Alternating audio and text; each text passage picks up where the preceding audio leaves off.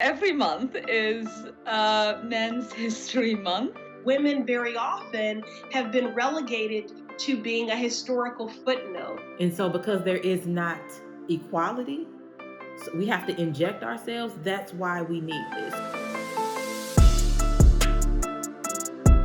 We are not short in acknowledging the legacy and the contributions men have made in history, but we are often fighting for the recognition of women's contribution to history. For those who feel that men need a history month, when we open our history books, what do we see? When I walk into the rotunda here at the Capitol, what do I see? What are we taught? We're taught men's history all the time. Most history books would have you to believe only white men founded this country or contributed anything to this country. That is why we need a month that is specifically focused. It is not to in any way undercut or undermine the contributions of men, but it is to make sure that there is an equality in the telling of who has shaped this country, who founded this country, and who continues to contribute to it. We have been on the front lines. We have been the strategists. We have been the architects. Women's history is every day. It is American history. Shirley Chisholm, Dolores Huerta, or Marsha P. Johnson, Sonia Sanchez, and Nikki Giovanni, and Audre Lorde, and Maya Angelou. It was Harriet Tubman for me, and it still is. Deb Haaland, Stacey Abrams, Fannie Lou Hamer.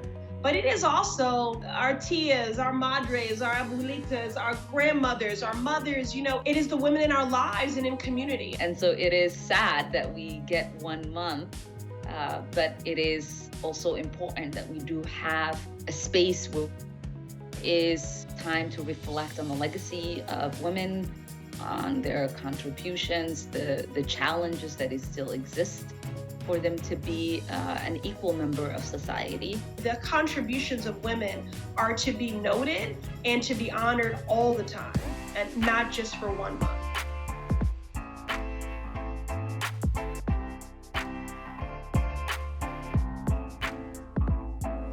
The squad is not just 6 people. The squad is anyone who has a love for humanity and would like to see justice and equality and liberty for all people. Anybody who's willing to do the work to bring about that peace. That's who the squad is.